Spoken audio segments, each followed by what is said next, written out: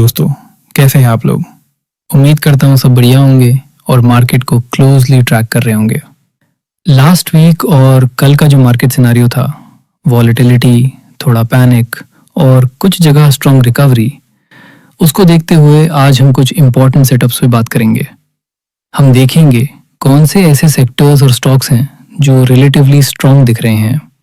इस वीडियो में हम आइडेंटिफाई करेंगे कौन से ऐसे सेटअप्स और स्टॉक्स हैं जिन्हें हम लर्निंग पर्पस के लिए अपनी वॉच लिस्ट में रख सकते हैं और प्रॉपरली ट्रैक कर सकते हैं। हमारा मेजर फोकस रहेगा अंडरस्टैंडिंग पे कि स्ट्रेंथ कहाँ बिल्ड हो रही है और स्ट्रक्चर कैसे फॉर्म हो रहा है। अब वीडियो आगे बढ़ाने से पहले एक छोटा सा डिस्क्लेमर। इस वीडियो में जो भी इंफॉर्मेशन मैं शेयर कर रहा हूँ वो सिर्फ एजुकेशनल पर्पस के लिए है। ये मेरा पर्सनल प्राइस एक्शन एनालिसिस और मार्केट व्यू है। इसको आप किसी भी तरह का बाय या सेल रिकमेंडेशन मत समझना। मार्केट में इन्वेस्टमेंट करना हमेशा रिस्की होता है। प्रॉफिट और लॉस दोनों पॉसिबल होते हैं। अगर आप कोई भी ट्रेड या इन्वेस्टमेंट डिसीजन लेते हो तो वो आपकी खुद की रिस्पॉन्सिबिलिटी होगी। इसीलिए फाइनल डिसीजन लेने से पहले आप अपना खुद एनालिसिस करें या अपने फाइनेंशियल एडवाइजर से कंसल्ट करें। चलिए अब चार्ट्स पे चलते हैं और डिटेल में बात करते हैं।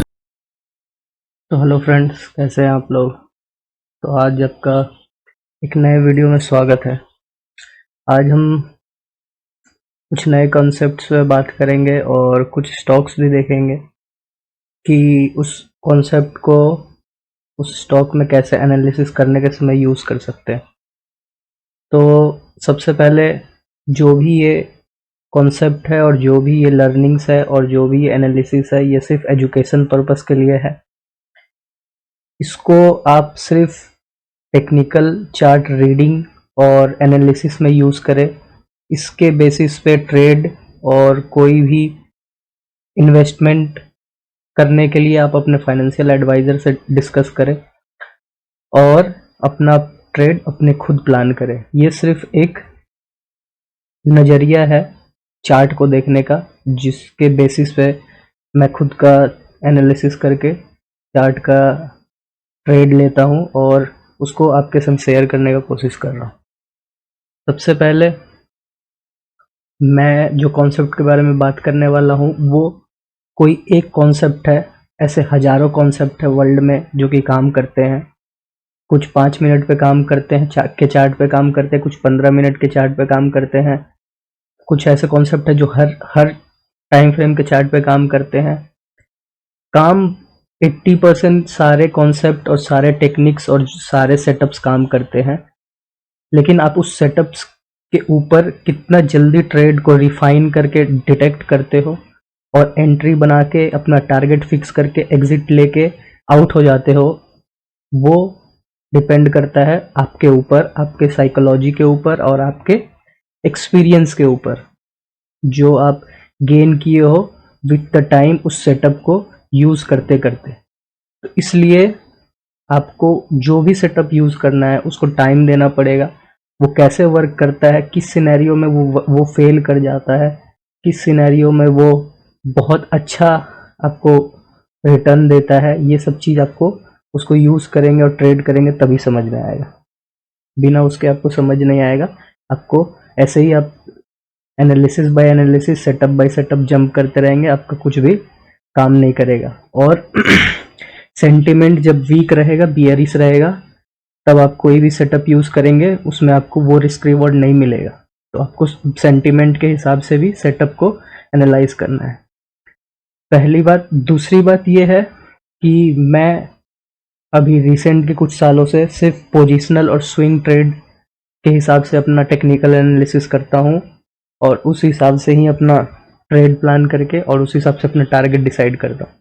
सबसे पहले कि आपको जो चार्ट के हिसाब से आप रिलाई करके आप ट्रेड को कैरी करके आगे तक जो जाते हैं, वो 10 में से 1 या 2 ट्रेड है जो कि आपको वो रिलायबिलिटी प्रोवाइड करता है कि आप उस पर ट्रस्ट करके पूरा मूव को कैप्चर कर ले।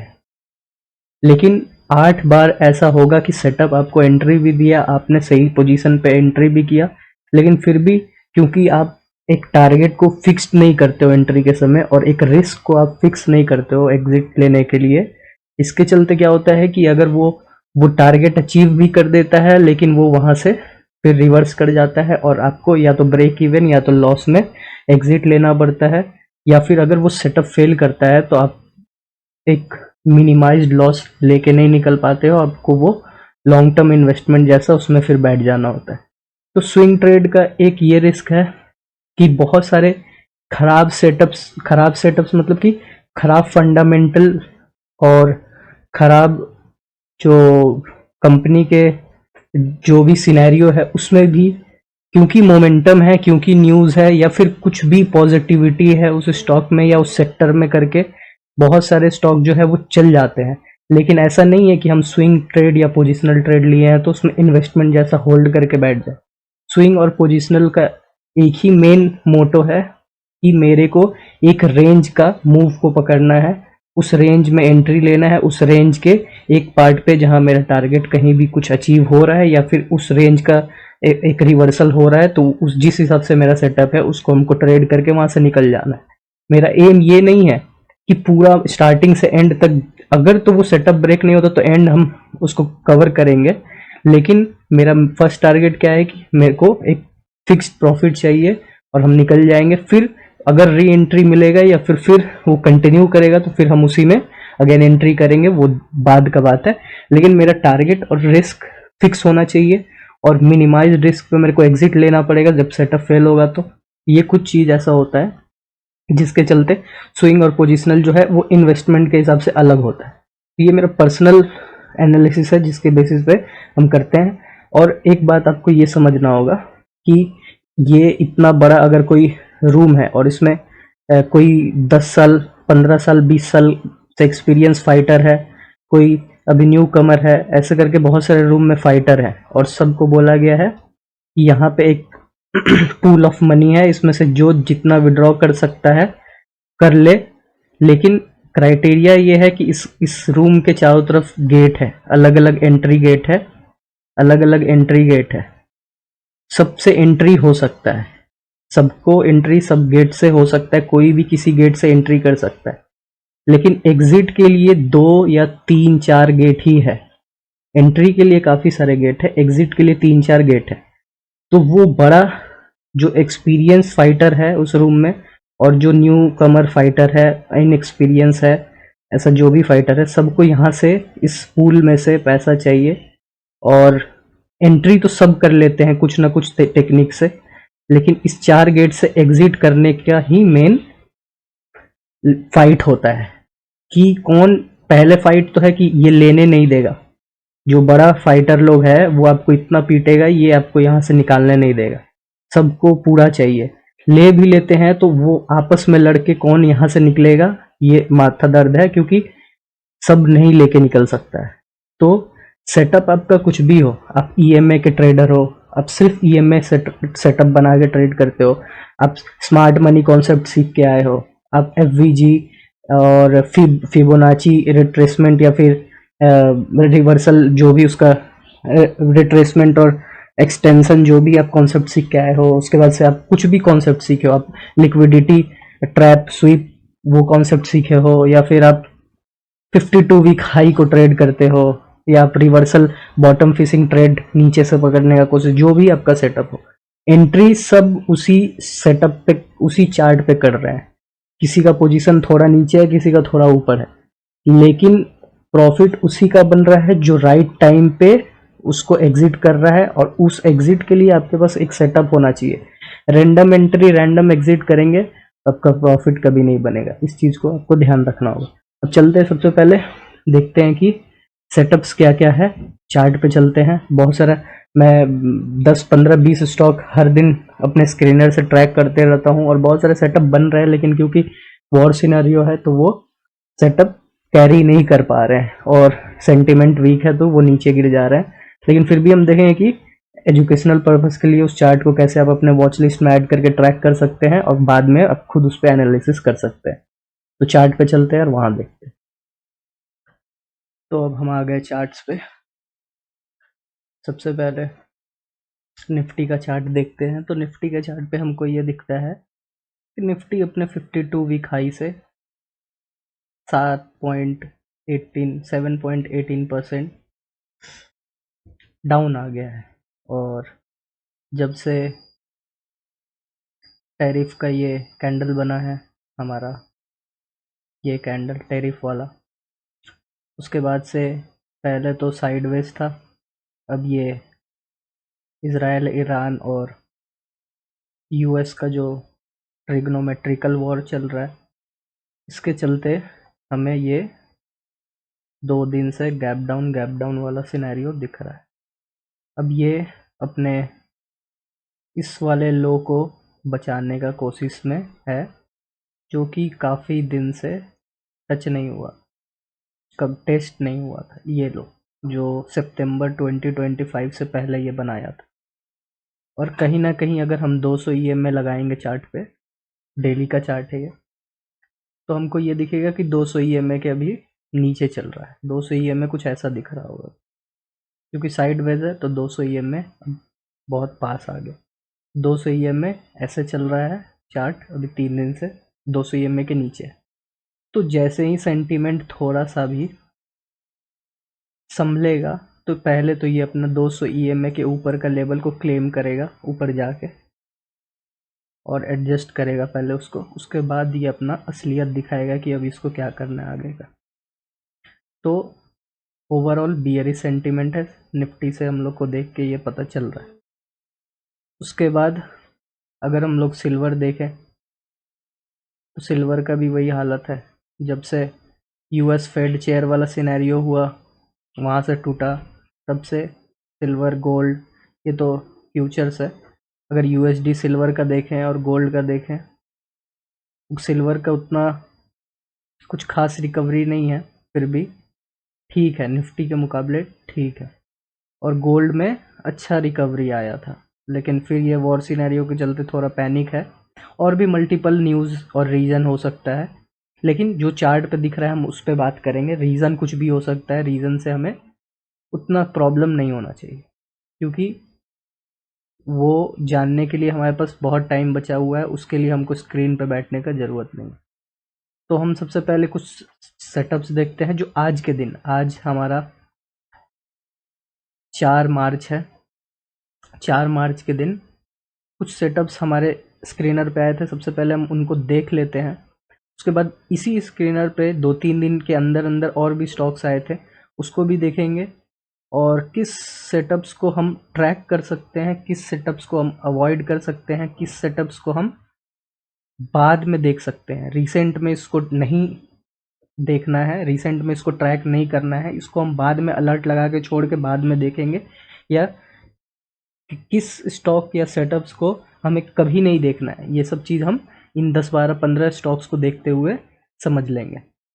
सबसे पहले आपके पास मोबाइल है तो कोई दिक्कत नहीं है, लेकिन कोशिश करिए कि आपका स्क्रीन इतना बड़ा हो कि कम से कम डेली के चार्ट का 1 साल का पूरा व्यू, आप डेली के टाइम फ्रेम पे आपको 1 साल का चार्ट का व्यू पूरा मिल जाए कम से कम।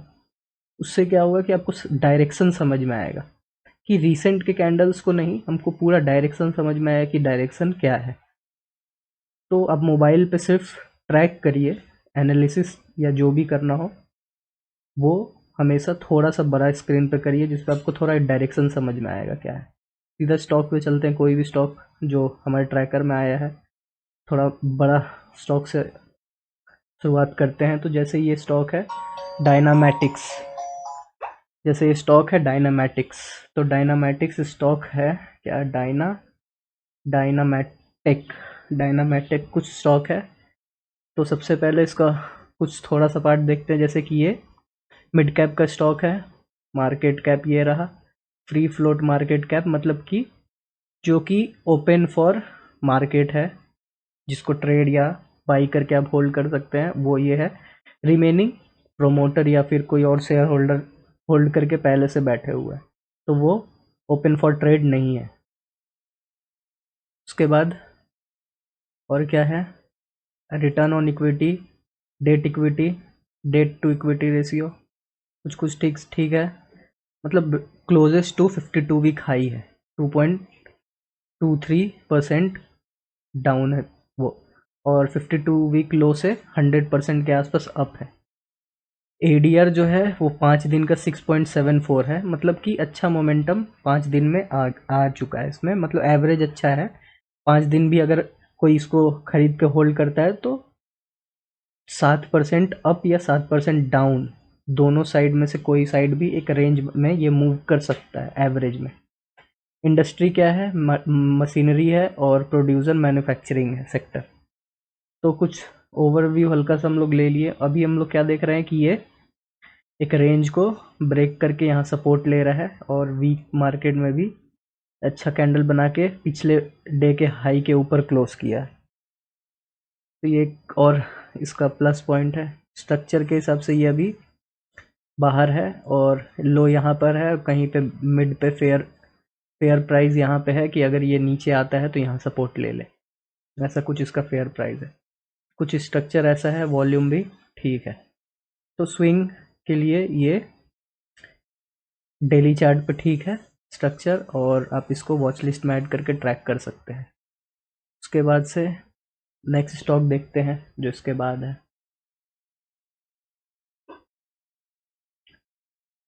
उसके बाद है सुंदरम फाइनेंस।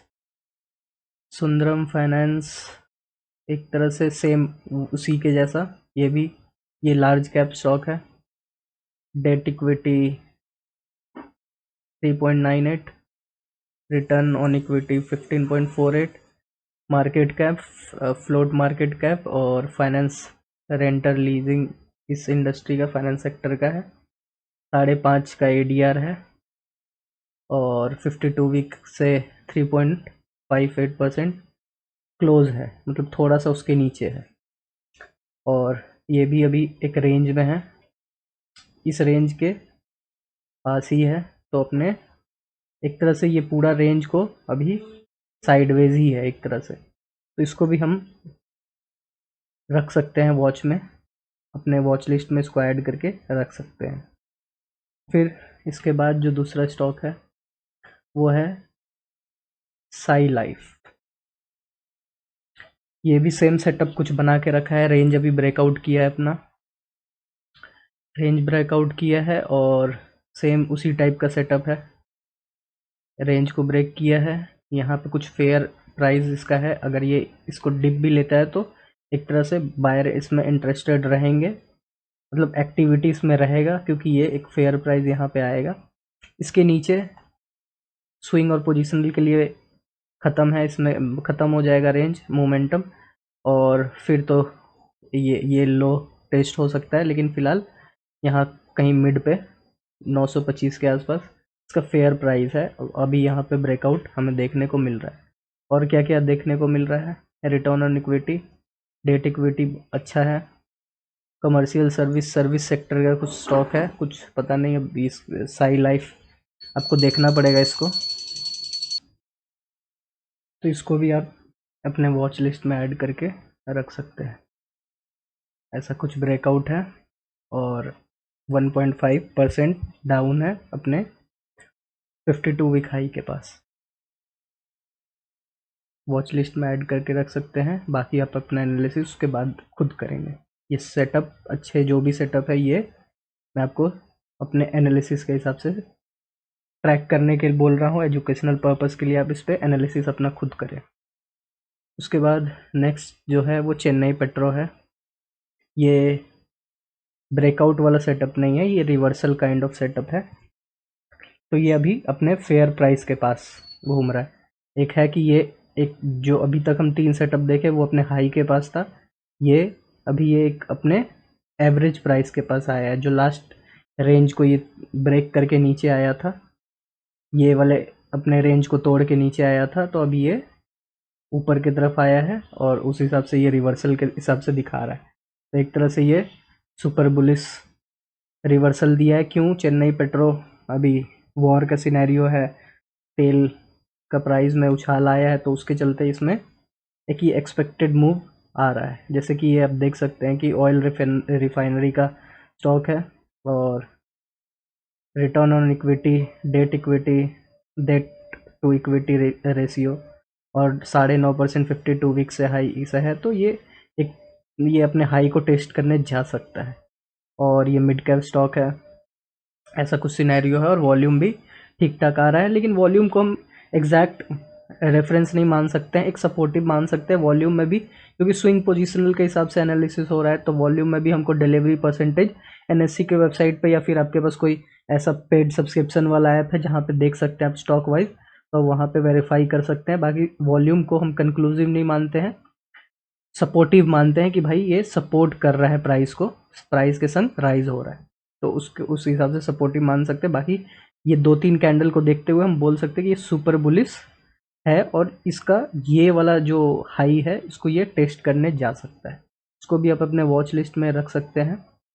नेक्स्ट जो स्टॉक है ये है एस्ट्रा माइक्रो। एस्ट्रा माइक्रो है, इसको अभी जैसे देखें कि ये एक इस वाले रेंज को इस वाले रेंज को अभी ये टेस्ट कर रहा है, तो अभी ये रेंज बाउंड है, यहाँ से ही रिजेक्ट हो रहा है। एक बार 2 बार रिजेक्ट हो चुका है यहाँ से। अगर इसको और भी हम थोड़ा सा पीछे करें, यहाँ तक अगर देखें तो यहाँ से मल्टीपल बार रेजिस्टेंस क्रिएट कर रहा है और नीचे लो भी उसी हिसाब से। एक तरह से ये डिमांड और सप्लाई जोन बना रहा है, तो अभी ये बेस फॉर्मेशन में है। उस हिसाब से जो भी वीसीपी वाले हैं या फिर जो भी अपना बेस और स्टेज 1 स्टेज 2 वाले हैं वो समझ सकते हैं कि ये चार्ट किस जगह पे है। अगर आपको उसका नॉलेज होगा तो आपको ये समझ में आ रहा होगा कि अभी ये क्या फॉर्मेशन कर रहा है। उसके हिसाब से वीडियो बड़ा बन जाएगा अगर उसको डिस्कस करेंगे तो, लेकिन अब समझ लीजिए कि ये एक रेजिस्टेंस पे है, तो रेजिस्टेंस का ब्रेकआउट के हिसाब से वॉल्यूम का ब्रेकआउट भी यहाँ होना चाहिए, तब हम जाके इसको ट्रैक कर सकते हैं। अब इसको अलर्ट लगा के छोड़ दीजिए, बाद में आप इसको वॉच लिस्ट में ऐड कर सकते हैं स्विंग पोजिशनल के हिसाब से। ट्रेड और एनालिसिस और जो भी आपका है वो अपने एडवाइज़र से डिस्कस करके करें। मेरे एनालिसिस के हिसाब से ये सेटअप अभी वेट करने के हिसाब से देखा जा सकता है। उसके बाद से फिर है डेनोरा, ये कौन सा है? ये सब हमारा स्क्रीनर में सब एक संग आता है, तो ज़रूरी नहीं है कि सारा सेटअप आप जो भी देखें स्क्रीनर में वो अच्छा ही हो। एक क्राइटेरिया को फुलफिल करता है तो स्क्रीनर उसको पिक कर लेता है जिस हिसाब से। वैसे तो ये माइक्रो कैप स्टॉक है, तो सबसे पहले तो यहीं पर रेड टिक है। अभी मीडियम और स्मॉल कैप तक भी रिस्क टेकिंग एक बार के लिए चल जाता है अगर सेटअप अच्छा है तो, लेकिन माइक्रो कैप को अवॉइड करना ठीक है, क्योंकि उसमें एक ऐसा मूव आएगा जिसमें अगर आपका स्टॉप लॉस नहीं लेने का कैपेसिटी है तो फिर आप बहुत फंस जाएंगे। और वैसे भी ओवरऑल इसका ट्रेंड जो है वो डाउन में है और अभी रेंज बना भी रहा है ये, तो रेंज बना के इसको इस बहुत सारे रेजिस्टेंस को फेस करना पड़ेगा, ये सारे रेजिस्टेंस को इसको टैकल करना पड़ेगा। तो इसमें स्विंग ट्रेड के हिसाब से, पोजिशनल के हिसाब से उतना कुछ खास एडवांटेज है नहीं, क्योंकि मोमेंटम के विपरीत है इसमें, तो अवॉइड किया जा सकता है इस सेटअप को। उसके बाद जिंदल पॉली ऑलरेडी काफ़ी मोमेंटम दे चुका है, स्कोप और भी है इसमें ऊपर जाने का, क्योंकि काफ़ी है। जो अभी हम इसके पहले अभी जो तुरंत इसके पहले जो सेटअप देखें वो सेटअप इस स्टेज में है और ये उसको ब्रेक करके अब ये अपने ऊपर के रेजिस्टेंस को सब कुछ टेस्ट कर रहा है, और ये थोड़ा स्ट्रॉन्ग रेजिस्टेंस वाला पार्ट था, इसको भी ये अभी ब्रेकआउट कर चुका है। तो उस हिसाब से थोड़ा रिस्की सेटअप है, लेकिन इसको भी हम अपने वॉच लिस्ट में ऐड कर सकते हैं। थोड़ा सा पुल बैक के हिसाब से अभी इसमें और भी रिटर्न आना मुश्किल है। अगर न्यूज़ इसके बैकअप में कुछ है तो बात अलग है, नहीं तो इसमें एक पुल बैक का वेट किया जा सकता है। फिर इसके बाद जिनरेल, ये भी कोई ख़ास नहीं है, बहुत डाउन ट्रेंडिंग स्टॉक है। 2 दिन में कुछ न्यूज़ या कुछ है, वॉल्यूम के संग भागा है, मूव किया है, लेकिन स्विंग और पोजिशनल के हिसाब से इसको वॉच में रखने का कोई फ़ायदा नहीं है। बलराम चीनी वही है, पर्टिकुलर कुछ न्यूज़ के चलते पेट्रोल का दाम हाई, तो उसके चलते E20 एथेनॉल का प्राइस हाई, E20 के यूज़ को हाई होने के चलते ऐसा कुछ न्यूज़ होगा, उसके बेसिस पे इसमें अभी मूव आ गया है। लेकिन साइक्लिक स्टॉक है, इसमें ये सब में हाथ लगा के कोई फ़ायदा नहीं है, अवॉइड। फिर ये भी शुगर के स्टॉक सेम उसी बेसिस पे इसमें भी कुछ मूव आया होगा। ये ब्लू स्टोन, क्या पता ये किस सेक्टर का है, specialist store retail trade blue stone, मेरे को लग रहा है ज्वेलरी टाइप का कुछ स्टॉक होगा, ज्वेलरी स्टोन रिलेटेड, डायमंड या फिर कुछ प्रेसियस स्टोन के हिसाब से। यहाँ पे बेस बना रहा है, बहुत सारा रेजिस्टेंस है, स्विंग के हिसाब से नहीं है, पोजिशनल के हिसाब से अभी इसमें अवॉइडेंस किया जा सकता है। फिर Awadh sugar avoid. Apollo pipes, Apollo pipes एक तरह से ठीक लग रहा है, इसको भी पुल बैक पे ट्रैक किया जा सकता है, पुल बैक पे इसको देखा जा सकता है। अगर और भी ट्रेंड देखें तो डाउन ट्रेंडिंग में तो है, लेकिन स्विंग ट्रेड और पोजिशनल के हिसाब से अगर टारगेट को लेके मोमेंटम कैप्चर करते हैं तो इसमें सेटअप बन सकता है। आप अपने एनालिसिस को और अपने स्टडीज़ को इस पे आप कर सकते हैं, इसको ऐड करके आप अपने वॉच लिस्ट में रख सकते हैं। दालमिया शुगर, शुगर का फिर stock avoid. IIFL caps, IIFL caps कुछ इन्वर्टेड हेड एंड शोल्डर जैसा कुछ, एक दो, फिर ये ऐसा कुछ बनाने का कोशिश कर रहा है, काफ़ी रेंज बाउंड है। तो पहला ये रेजिस्टेंस, दूसरा ये रेंज का रेजिस्टेंस, और अगर हेड एंड शोल्डर है तो यहाँ तक जा सकता है। तो एनालिसिस किया जा सकता है इसको भी ऐड करके। अगर इधर से देखें तो यहाँ पे वेव बनाते हुए नीचे आया है, अभी बहुत अच्छा खासा बेस बना रहा है, यहाँ पे बेस में है तो टाइम भी लग सकता है, तो अवॉइड भी किया जा सकता है इसको अभी। फिर AGIL, ये तो 52 वीक हाई पे है, तो इसको भी अभी थोड़ा सा पुल बैक लेके कैंडल अच्छा बना रहा है, इसको भी ऐड कर सकते हैं। फर्दर टेक्निकल एनालिसिस के लिए अपने वॉच लिस्ट में मल्टीपल चीज़ को कन्फ्लुएंस में लेना पड़ता है।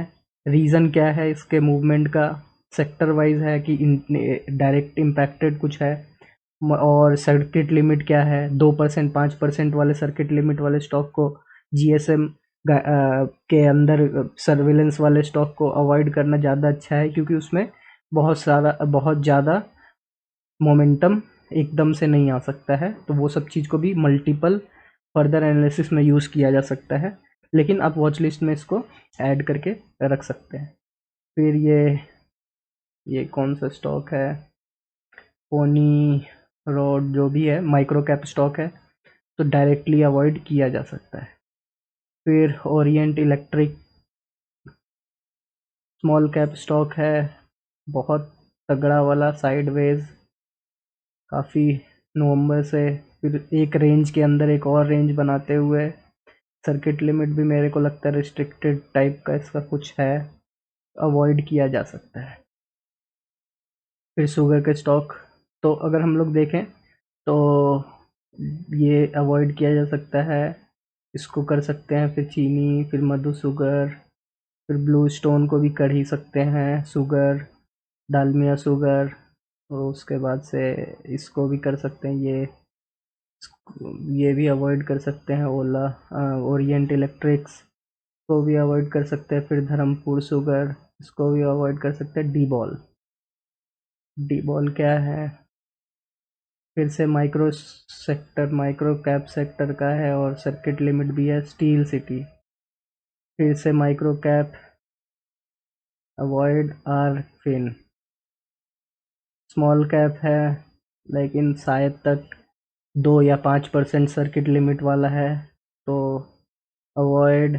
MCL फिर से शायद तक 5% सर्किट वाला है, तो अवॉइड। उसके बाद HMT, फिर से कुछ माइक्रो कैप या ट्रैप करने वाला स्टॉक। उसके बाद से प्रीमियर कॉल, उसको भी डाउन ट्रेंडिंग होने के चलते अवॉइड। द्वारिका रेस शुगर का स्टॉक, फिर KM शुगर, फिर विपुल लिमिटेड, ये माइक्रो कैप होने के चलते इसको भी अवॉइड। तो इतना 28-30 स्टॉक था, उसमें से हमारे पास ये 1 2 3 4 5 6 7 8 स्टॉक बचा, जिसमें अच्छा सेटअप दिख रहा है। अब इसमें हम थोड़ा सा फर्दर एनालिसिस के लिए भी जा सकते हैं। फर्दर एनालिसिस मतलब इसमें और हम कुछ और भी चीज़ देख सकते हैं कि इसमें भी बेस्ट ऑफ द बेस्ट 3-4 क्या हो सकता है एज पर स्विंग। फिर हम यहाँ पे और चीज़ देखेंगे, जैसे कि आपका जो भी एनालिसिस में होगा, मेरे हिसाब से हम इसमें देखते हैं दो चीज़।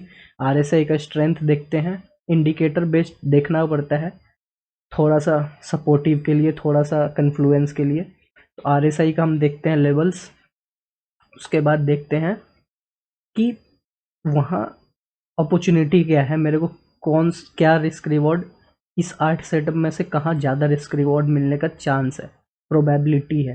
प्रोबेबिलिटी जहाँ है वहाँ पे फर्दर एनालिसिस करने का फ़ायदा है। जहाँ प्रोबेबिलिटी सेटअप बनने के बाद भी नहीं है, उसको हम अलर्ट लगा के अवॉइड कर देते हैं और उसको अभी छोड़ देते हैं। तो जैसे कि ये एक लेयर एनालिसिस हो गया हमारा, अब ये रिमेनिंग 8 में हम फर्दर एनालिसिस कर रहे हैं। तो जैसे कि अभी ये सबसे पहले हमारा डायनामाइटेक जो भी है, ये डायनामेटेक, क्या नाम है इसका, डायनामेटिक टेक्नोलॉजीज लिमिटेड। तो अगर डायनामेटिक टेक्नोलॉजीज लिमिटेड में फर्दर एनालिसिस करें तो आरएसआई का वैल्यू 71 और वॉल्यूम सब भी आरएसआई के हिसाब से ठीक है। ईएमए का भी सारे सपोर्ट को ये क्लियर कर रहा है। वॉलेटिलिटी 6% के एवरेज में चल रहा है 5 दिन का, 7% के हिसाब से वॉलेटिलिटी इसमें मेंटेन है। अच्छा मोमेंटम 5 से 6 दिन में ये एक अच्छा मोमेंटम दे सकता है। 200 ईएमए के भी ऊपर चल रहा है, बाकी सब ईएमए को भी ये अच्छा से डोमिनेट कर रहा है। उसके बाद से तो ये स्टॉक जो है ये हमारे फर्दर एनालिसिस में भी अप्रूव्ड हो रहा है। तो ये जो स्टॉक है इसमें हम अपने हिसाब से जो भी अपना रिस्क रिवॉर्ड है उस हिसाब से हम इसमें फर्दर प्लानिंग कर सकते हैं। नेक्स्ट जो इसके बाद जो हमारा स्टॉक है, जो रिमेनिंग फिल्टर आउट करने के बाद से स्टॉक है, इसको देखते हैं। तो इसमें फ़िलहाल के लिए अभी वेट किया जा सकता है, क्योंकि वॉल्यूम उतना उतना नहीं है, वॉल्यूम इसमें जितना होना चाहिए उतना वॉल्यूम नहीं है, और साइडवेज होने के चलते इसमें अभी वो स्ट्रेंथ आ नहीं रहा है। तो अभी इसमें वेट किया जा सकता है। ये हमें फर्स्ट एनालिसिस में नहीं दिखा, अब सेकंड में जब हम इसको और फिल्टर आउट कर रहे हैं तो दिख रहा है कि इसमें अभी वेट किया जा सकता है। तो इसको हम अभी यहाँ से उड़ा देते हैं। अब आया Sai life, cell cell cell जो भी है, इसका क्या नाम है, Sai life science, Sai life science, Sai life science सब कुछ perfect. RSI, volume, speed, ADX, risk reward ratio भी अच्छा है, तो सब कुछ इसमें बेटर है। मोमेंट भी 5% मोमेंटम भी एवरेज में दे सकता है, सब कुछ बेटर है, पूरा एनालिसिस के हिसाब से बेस्ट है। वॉल्यूम भी है, सब कुछ है। इसको भी हम फर्दर एनालिसिस के लिए ट्रैक कर सकते हैं। चेन्नई पेट्रो, चेन्नई पेट्रो थोड़ा सा एक्सटेंडेड कैंडल बन गया है, इसी के चलते ट्रेड साइड में अभी एंट्री बनाना, इसमें मतलब एंट्री बनाना मतलब एनालिसिस करना इसमें अभी थोड़ा रिस्की है, इसलिए पुल बैक का वेट किया जा सकता है कंफर्मेशन के लिए। लेकिन फिर भी सेटअप ओवरऑल बेटर है ये, तो इसको भी हम लोग ट्रैक अभी भी कर सकते हैं with some pull back confirmation. और हमारा एस्ट्रा माइक्रो यही रेंज बाउंड थोड़ा सा साइडवेज टाइप का है, लेकिन इसमें भी ये रेंज को ऊपर की तरफ ब्रेक करे और थोड़ा सा ईएमएस को और थोड़ा सा स्ट्रेंथ से निकाले, तो तब जाके ये जो स्पीड वाला है, मोमेंटम, स्पीड का मतलब मोमेंटम इसमें आ सकता है। मोमेंटम वाइज अभी थोड़ा सा वीक है, फिर भी सेटअप अच्छा है, तो इसको हम अभी भी वेट कर सकते हैं सेटअप पे। और सुपर बुलिस हमारा जिंदल पॉली काफ़ी एक्सटेंडेड हो गया है, रेड कैंडल्स बन गया है, मतलब कि आरएसआई डेली चार्ट पे काफ़ी एक्सटेंड हो गया है। ये नहीं बोल सकते हैं कि 88 है आरएसआई का वैल्यू, तो ये यहाँ से सेलिंग प्रेशर इसमें क्रिएट हो सकता है, ये नहीं बोल सकते, लेकिन ये हमें बताता है कि ये एक पुल बैक के लिए रेडी है। और वीकनेस होने के बाद भी, सेंटीमेंट होने के बाद भी इसको स्ट्रेंथली होल्ड किया है। तो यहाँ से अगर थोड़ा सा प्रॉफिट बुकिंग वाला सिनेरियो या फिर थोड़ा सा वीकनेस आता है, उसके ऊपर इसको प्लान किया जा सकता है, लेकिन सेटअप अच्छा दिख रहा है। उसके बाद से अपोलो पाइप्स, सेम मोमेंटम थोड़ा सा इसमें और चाहिए, बाकी सेटअप सब बेस्ट है। एक यहाँ पे थोड़ा सा ये है कि ये रिवर्सल वाला सिनेरियो में है, ब्रेकआउट या 52 वीक्स हाई वैसा सिनेरियो नहीं है। 30% के आसपास ये अपने 52 वीक हाई से डाउन है। फिर वही है कि इसमें थोड़ा सा रिस्क मैनेजमेंट और टारगेट को ध्यान में रखते हुए एनालिसिस करना पड़ेगा। और E200 EMA को तो ये बीट कर रहा है, लेकिन बाकी सब EMA को, मतलब बाकी सब EMA को भी ये क्रॉस कर चुका है, लेकिन वो स्ट्रेंथ से क्रॉस नहीं किया है। मतलब कि जो इसका प्राइस है वो लगभग उस EMA के प्राइस के आसपास ही घूम रहा है, जैसे कि आप यहाँ देख सकते हैं कि आसपास ही घूम रहा है, तो उतना ज़्यादा डोमिनेंस में नहीं है अभी मूविंग एवरेज के। तो ये प्राइस मूविंग एवरेज के पास में ही है इसका मतलब। तो इसलिए यहाँ पे तो ग्रीन है, सारे मूविंग एवरेज के वैल्यू के ऊपर है, तो लेकिन डोमिनेंस के हिसाब से अभी इसको 1.1 मतलब 5 EMA से 1 और इतना ऊपर जाना है, 27 EMA से और इतना ऊपर जाना है, तब जाके वो एक डोमिनेंस मोमेंटम फेज में जाएगा, जो कि एक्चुअल में स्विंग और पोजिशनल के हिसाब से अच्छा रिस्क रिवॉर्ड जनरेट करके देने के लिए ज़रूरी है। फिर इसके बाद तो इसमें थोड़ा सा प्लान के हिसाब से इसको देख सकते हैं। फिर है AGIL, इसका नाम देख लीजिए, एग्री इंफ्रा लिमिटेड। शायद हो सकता है कि इसमें सर्किट वाला इशू हो, लेकिन RSI एक्सटेंडेड था, थोड़ा सा पुल बैक लेके वापस बनाया है कैंडल। कैंडल बेसिस पे देखा जा सकता है थोड़ा मोमेंटम अभी इसमें आना बचा हुआ है, जितना चाहिए उस हिसाब से वॉल्यूम आया नहीं है, लेकिन इसी के चलते ये मोमेंटम वो बन नहीं रहा जो इसको बस्ट कर जाना। हो सकता है कि यहाँ पे कुछ ज़्यादा मूव कर गया है और अपने रेजिस्टेंस के पास भी खड़ा है, इसलिए वो बात इसमें नहीं बन पा रहा है जो इसको होना चाहिए। और उस हिसाब से इसमें एक पुल बैक के हिसाब से देखा जा सकता है या वेट किया जा सकता है, लेकिन सेटअप एक अच्छा दिख रहा है, क्योंकि ओवरऑल अगर देखें यहाँ से एक अप ट्रेंड के बाद एक बेस बना के फिर से हो सकता है इस ब्रेकआउट को अप ट्रेंड में बदल दे। तो उस हिसाब से ये एक थोड़ा ट्रम्प कार्ड जैसा सेटअप बन सकता है, लेकिन स्मॉल कैप है तो वॉलेटिलिटी का सिनेरियो थोड़ा ज़्यादा रहेगा, कभी भी मूव मारेगा तो ये बहुत नीचे ऊपर कर सकता है। तो उस हिसाब से आप एनालिसिस अपना खुद करिए, बाकी सेटअप ठीक है। ये कुछ स्टॉक थे जो आज के आज हमें दिखे थे, उस हिसाब से हमने कर लिया। ऐसे ही इसी स्क्रीनर में हमें कल मतलब परसों जो मार्केट खुला था उस समय कुछ ऐसे स्टॉक्स दिखे थे, जिसमें से कुछ स्टॉक्स ने हमको अभी हमने देख भी लिया। कंटिन्यूइंग स्टॉक थे वो, जो उस दिन भी आए थे और आज भी आए हैं, और वैसे ही 27 को भी आए थे और 26 को भी आए थे। काफ़ी सारे इसी स्क्रीनर में जो कि अभी, जैसे ये जिंदल पॉली अभी हमने देखा, अवध शुगर अवॉइड कर दिया था, दालमिया शुगर अवॉइड कर दिया था, तेजस नेट उस दिन भागा, कुछ रीज़न था, आज भी ये भागा, लेकिन आज हमारे सेटअप के हिसाब से इसमें क्लोजिंग नहीं आया। और भी कुछ कुछ चीज़ था जो ये आज सेटिस्फाई नहीं किया, इसलिए आज वाले हमारे स्क्रीन में नहीं आया, लेकिन उस दिन आया हुआ था। यूनिफोटो उस दिन आया हुआ था। फिर HMT आज भी आया था, उस दिन भी आया था। सुमित इंडस्ट्रीज, भाईनगर, भाग्या नगर शुगर, ये भी शुगर का है।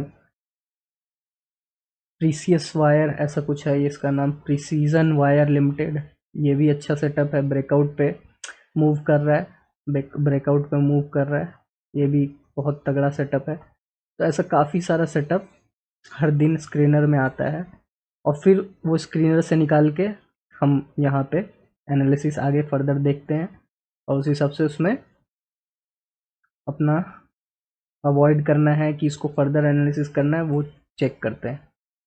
यासो, ये क्या स्टॉक है, यासो 1500 का अच्छा मूव कर रहा है, क्या नाम है इसका, यासो इंडस्ट्रीज लिमिटेड।